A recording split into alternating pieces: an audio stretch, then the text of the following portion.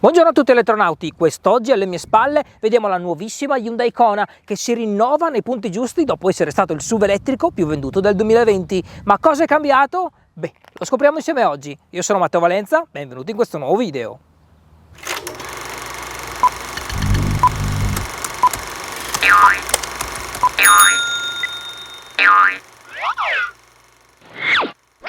Partiamo come sempre dalle dimensioni, è lunga 4,20 m, larga 1,80 m e alta 1,57 m, ha un passo di 2,60 m e l'altezza da terra è di 16 cm. Le dimensioni del baule sono buone, 332 litri ed abbattendo lo schienale siamo attorno ai 1114. Sotto il piano di carico troviamo un vano dove possiamo stivare i vari cavi di ricarica, un doppio vano molto comodo. Il suo peso non è esagerato date le dimensioni, siamo attorno ai 1760 kg, 300 in più rispetto alla versione endotermica. Sì, Kona infatti è offerta anche a benzina, ma oggi ci concentreremo chiaramente solo sulla sua sorellina elettrica, che è offerta in due versioni, entrambe spinte da un motore sincrono a magneti permanenti con caratteristiche però differenti, sempre sulla sala anteriore. La versione base abbina una batteria da 39,2 kWh ad un motore elettrico da 100 kW capace di sprigionare 136 cavalli, limitato ad una velocità massima di 155 km/h ed è in grado di portarvi da 0 a 100 in circa 10 secondi. La sua autonomia dichiarata in ciclo VLTP è di circa 289 km. Più interessante invece è la versione long range, quella che guideremo oggi, perché è dotata di un pacco batterie da 64 kWh e da un motore elettrico da 150 kW, capace di sprigionare 204 cavalli. Lo 0 a 100 questa volta è più rapido, circa 7 secondi e mezzo, e la velocità massima autolimitata qui è di 170 km/h. L'autonomia è decisamente migliore con questa versione, la casa infatti dichiara 484 km in ciclo VLTP. In entrambi i casi il motore elettrico offre 395 Nm di coppia, ma in termini di consumi la versione base è un po' più efficiente della versione long range, penalizzata dal peso e dal motore più prestante. Ovviamente aspettatevi una prova su strada approfondita per assaggiare bene i consumi di questa nuova Hyundai Kona. Vi invito quindi ad iscrivervi al canale e accendere la campanellina. Non ci dovrebbe essere motivo per ribadirlo ragazzi, ma fatelo perché ancora oggi circa il 70% di voi che state guardando questo video non è iscritto al canale. E passiamo ora alla ricarica. Hyundai Kona 2021 ha disponibile un caricatore di bordo da 7,2 kW nella versione piccola, quella con batteria a 39 kWh, e da 11 kW invece per la versione long range con batteria da 64 kWh.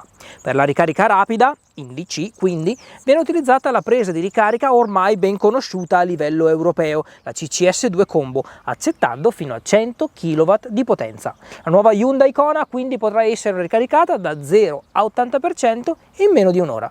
Ma torniamo alle modifiche della versione 2021. La nuova Hyundai Kona Electric è più lunga di 25 mm rispetto alla versione precedente e si presenta con un design esterno molto più pulito. L'aggiornamento stilistico include nella parte anteriore fari ancora più sottili e affilati che utilizzano la tecnologia LED. Le prese d'aria verticali poi nel paraurti anteriore sono state riviste per ridurre la resistenza all'aria alle forti velocità, migliorando quindi l'aerodinamica e riducendo efficacemente la turbolenza in corrispondenza delle ruote. Lungo i fianchi il vecchio rivestimento del passaruota in plastica è stato ora sostituito da una finitura in tinta con la carrozzeria che la fa sembrare più robusta e più muscolosa, ed anche i cerchi in lega sono nuovi. Hyundai Kona monta infatti i 17 pollici con pneumatici 215x55. Ovviamente sia davanti che dietro l'impianto frenante monta dei freni a disco. Entrando nell'abitacolo, impossibile non notare rivestimenti ben curati composti da plastiche morbide e dai sedili in pelle e tessuto ben profilati e comodi. E salta anche subito all'occhio questo elemento sospeso sul tunnel centrale, dove sono presenti i pulsanti per gestire le modalità di guida e il riscaldamento o raffreddamento dei sedili. Hyundai Kona poi accoglie il guidatore con una plancia classica nel design, caratterizzata dalla presenza di due generosi schermi. Di fronte all'autista, dietro volante multifunzione, troviamo quello relativo al quadro strumentazione, che è decisamente più ampio di tanti altri veicoli elettrici, e a completamento di questo troviamo anche poco più in alto l'head-up display. Al centro invece un display da 10,25 pollici ben visibile dedicato al sistema infotainment della vettura, la navigazione, Apple CarPlay, Android Auto, radio DAB, eccetera eccetera. Non mancano anche le schermate dedicate alle informazioni più da nerd, con i consumi e le statistiche del viaggio elettrico. Per finire abbiamo il tunnel centrale, come dicevo prima, ben fornito di vari vani e completamente aperto nella parte inferiore, offrendo spazio così per riporre vari oggetti ed anche forse una piccola borsetta. Hyundai Kona è un'auto adatta ad ospitare comodamente 4 persone. Come vedete infatti il nostro Andrea non ha alcun problema a salire e scendere e lo spazio per le gambe e testa è buono.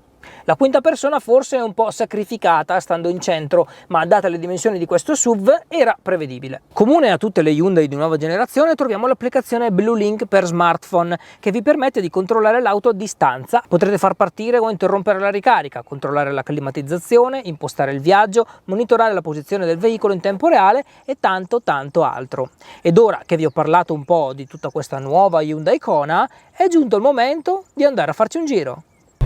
Ed eccoci cari elettronauti all'interno di Hyundai Kona 2021. Ciao Andrea, benvenuto. La prima cosa di cui voglio parlarvi di questa Hyundai Kona 2021 è l'accelerazione, perché sì, è vero, il motore è molto prestante, ma a confronto del modello 2020 il modello 2021 si alleggerisce davvero molto meno. Esatto. Hanno fatto un buono studio, come mi dicevi prima, dietro le quinte sulle sospensioni, sì, che sono un pochino più corte sull'anteriore, e in ogni caso i cerchi da 17 e le nuove sospensioni non fanno di questa Hyundai Kona un'auto morbidissima. No, svolgono un bel lavoro. Anzi, appunto, non si sente, non si avverte l'imbarcata, il rollio, quindi abbiamo anche una buona tenuta di strada in curva. La strumentazione qui davanti adesso è completamente digitale, troviamo un aspetto comunque classico, sì, molto tondeggiante nelle forme, e però cambia colore e leggermente la disposizione con il cambio della modalità di guida, che abbiamo Eco, Normal e Sport. E per quanto riguarda invece questo qui centrale, allora l'infotainment è abbastanza complicato, c'è praticamente tanti sottomenu e non mi piacciono tantissimo queste però cose. Com'è la reattività? Molto reattivo per quello, sì. Forse potrebbe essere stato un pochino più grande questo display centrale. Sì, poi potevano essere rimandate certe funzioni al display davanti, quindi la mappa magari averla davanti direttamente, invece non c'è la possibilità. Sì, qui davanti abbiamo solo delle indicazioni, solo indicazioni, esatto, non proprio la mappa completa, ecco. No. Come sempre trovo comodissime le palette dietro il volante per regolare la frenata rigenerativa da 0 a 3 e fa veramente bene il suo lavoro. Sì, anche se non è una one pedal drive alla fine come guida. Vado di accelerazione, pronto?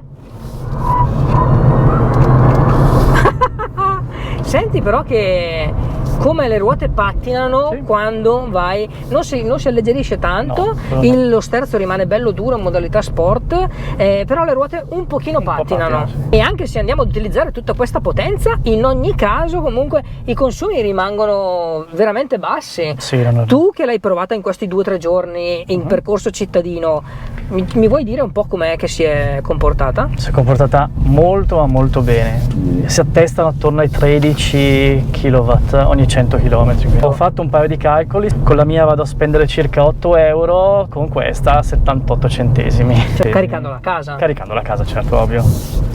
Beh, un bel risparmio, sì. Ci mettiamo in tangenziale e proviamo gli ADAS, proviamo la guida autonoma.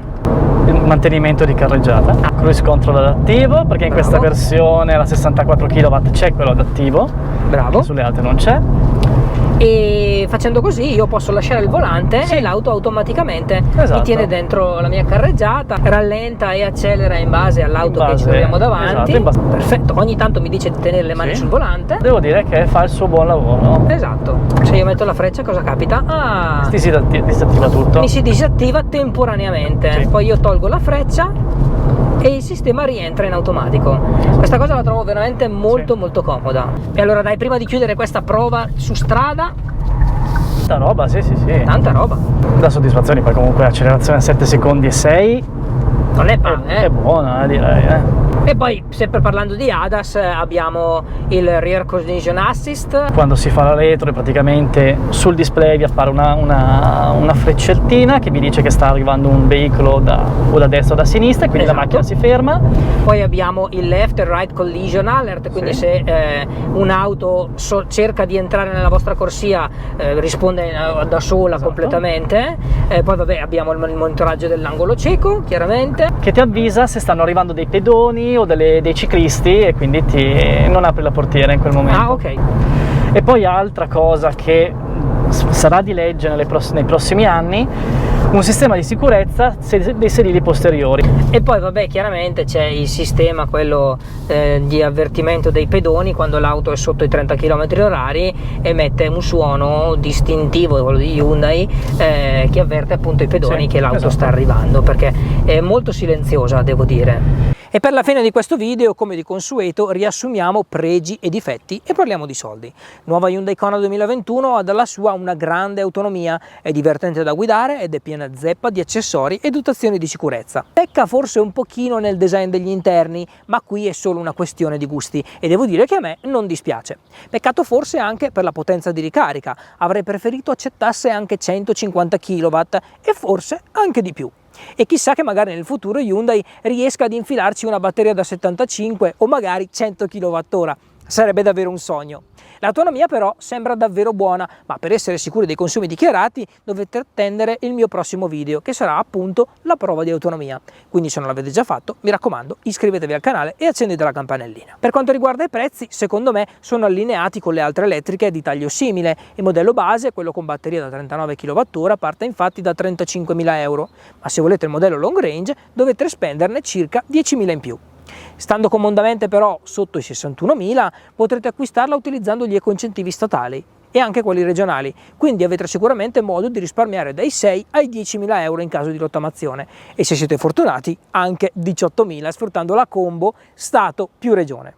Poi Hyundai in questo momento sta anche promuovendo il noleggio con un anticipo di 6.500 euro e una rata di 249 al mese per 3 anni e successivamente potrete scegliere se tenerla, sostituirla o restituirla.